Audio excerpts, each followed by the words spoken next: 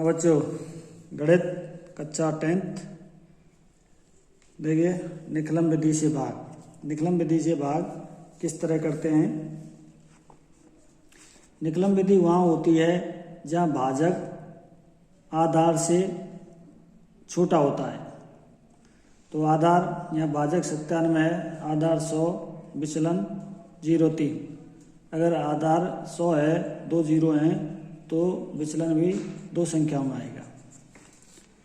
तो अब हम देखते हैं 1200 और 2 जीरो हैं, तो 2 संख्या बाहर, पीछे की 2 संख्या बाहर, और इस तरह ये भाजक क्या है 97 और विचलन 0.3 यहाँ लिख दिया।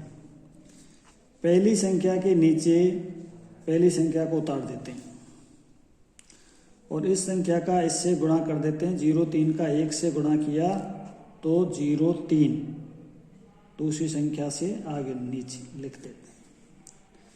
अब इस संख्या को जोड़ देते हैं 2। अब 2 का गुणा यहाँ कर देते हैं तो 0, 3 दूनी 6। तो इस तरह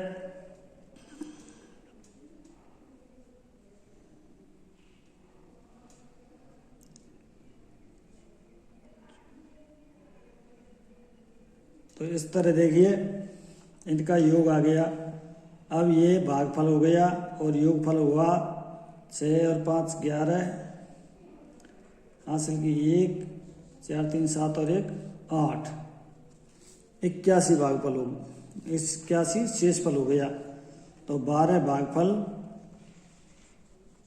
और 81 शेषफल।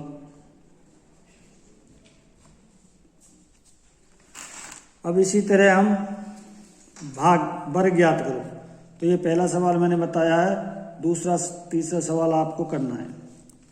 वर्ग ज्ञात करो, ये आधार विधि से है 103 का। चौथा बस सवाल है 103 का वर्ग कैसे ज्ञात करते हैं कि संख्या का होल स्क्वायर बराबर संख्या प्लस विचलन ऑब्लिक विचलन का स्क्वायर। तो देखिए संख्या का स्क्वायर 103 का स्क्वायर जब हम ज्ञात करेंगे तो संख्या 103 प्लस विचलन इसका देखिए 100, 3 आएगा,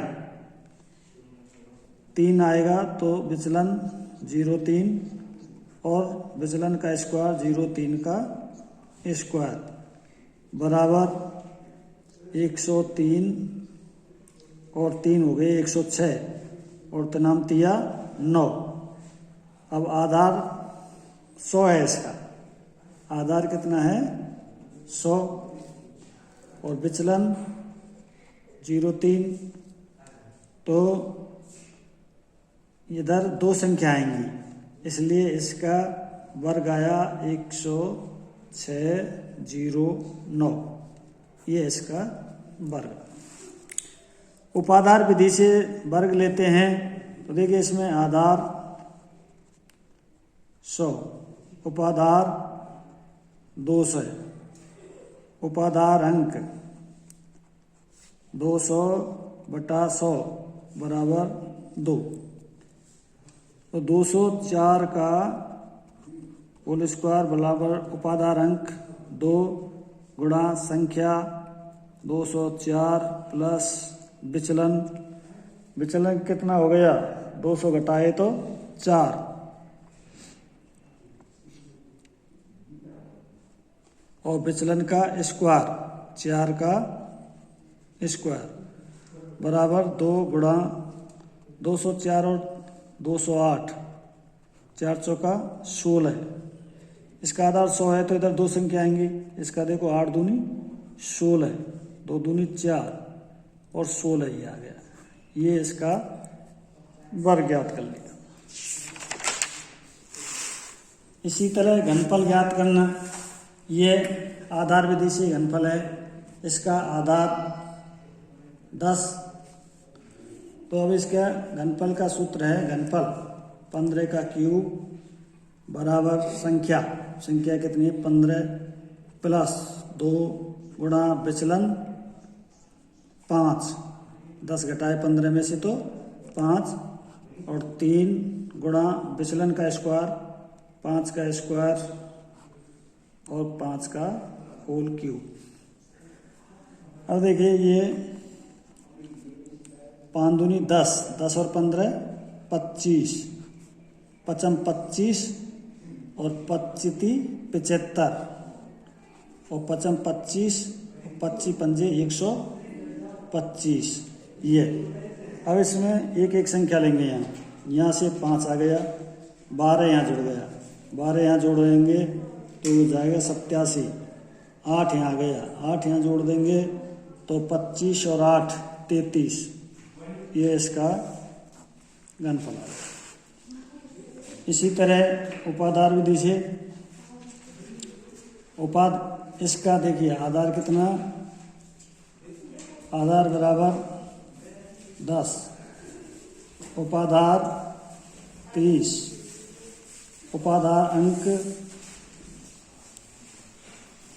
3 और विचलन इसका हो जाएगा 2। तो देखिए इसका सूत्र है घनफल बराबर उपाधार अंक का होल स्क्वायर, उपाधार अंक का होल स्क्वायर यानी 3 का स्क्वायर गुणा संख्या कितनी है 32 प्लस 2 गुणा विचलन 2। फिर उपाधार अंक कितना है 3 गुणा विचलन का स्क्वायर, विचलन 2 का स्क्वायर और विचलन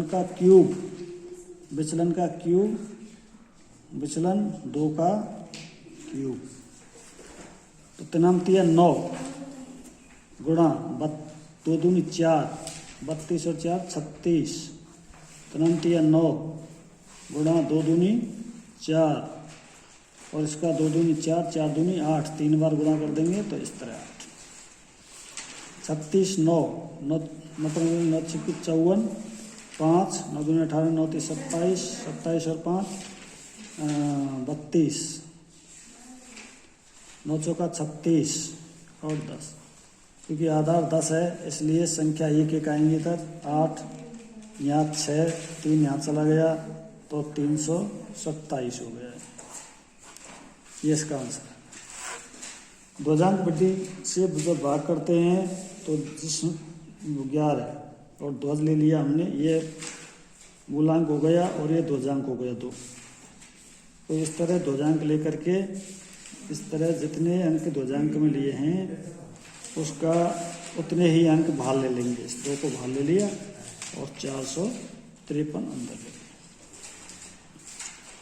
अब 11 का भाग 45 में दिया तो 11 चौका 44, शेष फल 1। अब देखिए भाज्य, यहाँ पहला भाज्य क्या, भाज्य हो गया 13। अब संशोधित भाज्य बराबर 13 माइनस 4 दूनी 8, तो ध्वजांक का गुणा कर देंगे 8, 4 गुणा 2, 13 माइनस 8 बराबर 5। अब 5 आ गया, जो 5 आ गया। अब 5 में 11 का भाग नहीं जाता है,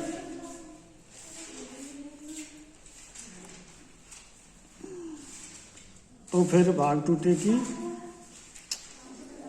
0 आ गई और 0 का भाग दिया 5 में तो 0 आ गई और यहाँ शेष फल 5 आ गया।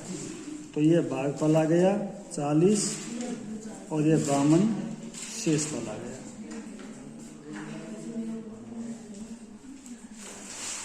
अब देखिए परावर्त्य आधारित विधि वहाँ देते हैं जहाँ आधार से बड़ा हो भाजक। तो 103 आधार कितना है इसका 100 और विचलन कितना हो जाएगा 103 माइनस 100 बराबर 0.3। अब हम इसको परावर्त्य आधार 2 संख्या इसकी बाहर लिख देंगे क्योंकि 100 है आधार, तो 54 बाहर और ये अंदर। भाजक कितना है 103, विचलन क्या आया 0.3, परावर्तित होकर के क्या आया 0.3 विचलन, बिल्कुल हम 3।